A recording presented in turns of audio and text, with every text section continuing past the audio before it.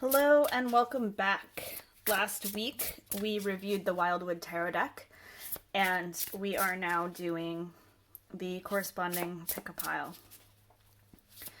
As I shuffle, I'm going to thank you for liking and subscribing, commenting what sort of decks you want to see, how you feel about the pick-a-pile readings, how you feel about the readings that go along with the deck review. Going to remind you that if you would like content sooner, if you would like bonus content, or to join me for the live stream every month, my Patreon link is in the description below. If you would like to book a reading, you can do so on my website or by emailing me. And if you want more examples of how I read, you can check out my social media. For these, I ask you to concentrate. After I get all three piles, that's one. This is two. I ask you to take a deep breath. This is three. Maybe pause it. Decide which one you are drawn to. And then go ahead and head over to that reading. The times are in the description. So we are going to start with pile number one. We have the Green Woman, or the Empress, the Queen of Stones, the Bear, or the Queen of Pentacles, and the Forest Lovers, or the Lovers. The Empress is a card of creation. She is a card of fertility and birth, but one of the things to keep in mind is that birth and fertility in the tarot isn't necessarily about babies. It can be, but it usually depends on who's around, what other cards are in conjunction.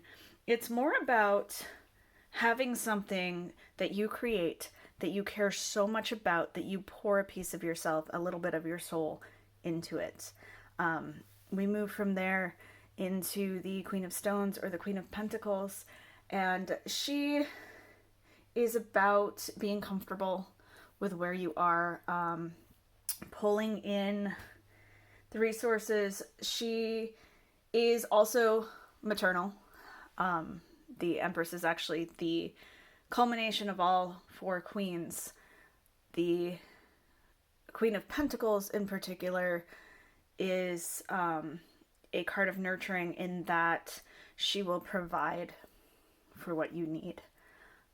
She is comfortable because she has learned how to work with her resources. She is good with her allotment of time and energy. She manages her finances well, and she leads by example. So she takes care of the people around her, but in doing so, she teaches them how to take care of themselves. To have her with the Green Woman says that whatever it is that you are creating, you are also protecting. And that in the long run, it will not just survive, but it will thrive. Here with the Lovers, the Forest Lovers, this card is often thought of as being romantic, but it's actually more about the logistical aspects of relationships when it's about relationships. So you see they're doing the hand fasting. That is the contract of marriage more than it is the romantic angle. This card is often one of choice, but here it feels more like leaning into that idea of contracts and agreements, and more about making the choice as to where you will be committing. Now, if we are talking about this thing that you are putting out into the universe as a small business, it can be choosing which sites you're going to advertise yourself on. If this is about your career, you may be deciding which job offer or which school offer to take. Either way, the decisions and agreements that you make this week are going to have long-lasting effects on whatever this passion of yours is, whatever it is you are trying to put out into the world, that you are trying to leave that mark. The decisions you make about that this week will have long-lasting effects. Not to be too intense or dramatic, but read over every contract, be careful in your decision making, and know that ultimately, as long as you are nurturing these decisions and putting your best efforts in, you will likely get a really good outcome. All right, so moving on to our second reading.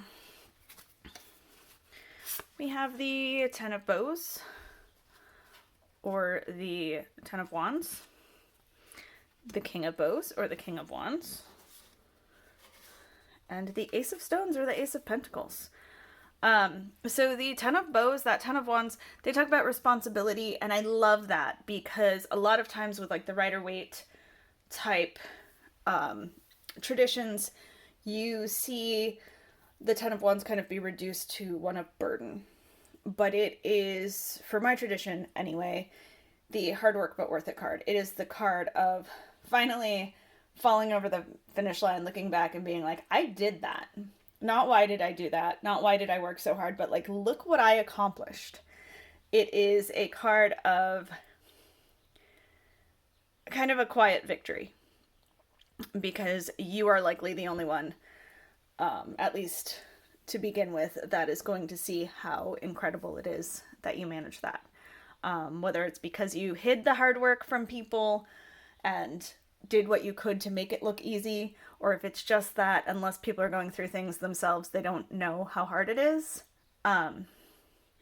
This is that card of saying, okay, I did it.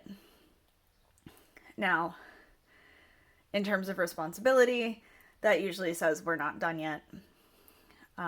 But it is a card of accomplishing something very, very hard. So, good for you. Along with that, we have the King of Bows, or the King of Wands. Now, this is a card of delegation. And I love these two together because it's like you have taken on this responsibility, this hard work, this heavy lifting for so long, but you finally reached a point where you can now have others help you. Or maybe you have just found it in yourself that you can ask for help. Either way, it's time to do that. Time to start delegating some of this responsibility to others to make things bigger.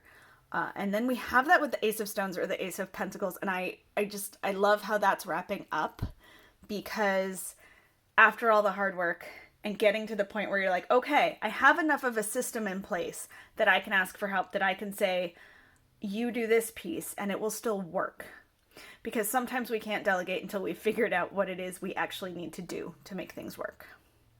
So now you've got things going that if somebody else handles a piece of it, it still fits into the machine. If you've seen The Incredibles, there's the whole cog analogy. But now we're starting to be able to delegate and still have those pieces fit together. The Ace of Pentacles is the card of potential and opportunity. And so it says that now that you have done the heavy lifting and turned things into a more manageable system, you can go so much farther. And you have the opportunity to turn it into something that pays you back, that gives you more resources. Here, looking at the progression, I would say this could be something in the financial area, like bringing you in more money. But it can also just be better time management, which, while technically you're not getting more time, if you have more free time, you are absolutely getting more time.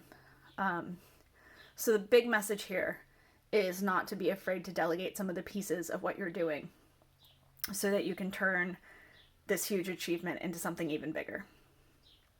Good luck with that. And we are moving to the third pile. For the third reading, we have the King of Stones, or the King of Pentacles, the Four of Arrows, or the Four of Swords, and the Three of Vessels, or the Three of Cups. The King of Pentacles is the most evolved of his suit. So he's been through the 8s through the 10. He's been the curious page. He's been the solid knight just looking for his routine. And he's been the queen looking to take care of everybody.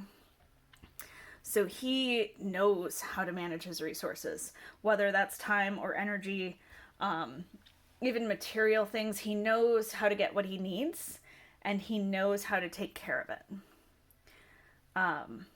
He is a leader, but a generous one. He doesn't just want to make things work. He wants to make things work for those around him. But it can be hard work. It can be a lot, because if you really want to see the people do well around you, if you are being generous, you are giving of yourself. And the Four of Arrows being next says that maybe at some point you gave to the wrong people, or just too much. Not necessarily to the wrong people. There's just kind of an idea of being extra generous and extra helpful with your time, and maybe working yourself a little bit harder than you should. And so now it is a time of rest. The Four of Arrows, or the Four of Swords, is a card of meditation and rest and observation of ourselves, like reflection. So looking to see how you got to your position of leadership, but also what you can do with it and what is the best way to make sure that that is good for you and everyone else around you, and not just one or the other. And then when you've had that time to rest, you can jump into the Three of Vessels or the Three of Cups. Joy. This is a card of community, of socialization, of having fun. So we've got the hard work at the beginning of the week, resting up, and then jumping into something fun and exciting, possibly networking. But definitely something enjoyable. So not just meetings and stuff, but community and excitement. So I hope that all works out well for you. Have a wonderful week, and I will see you next week with another review.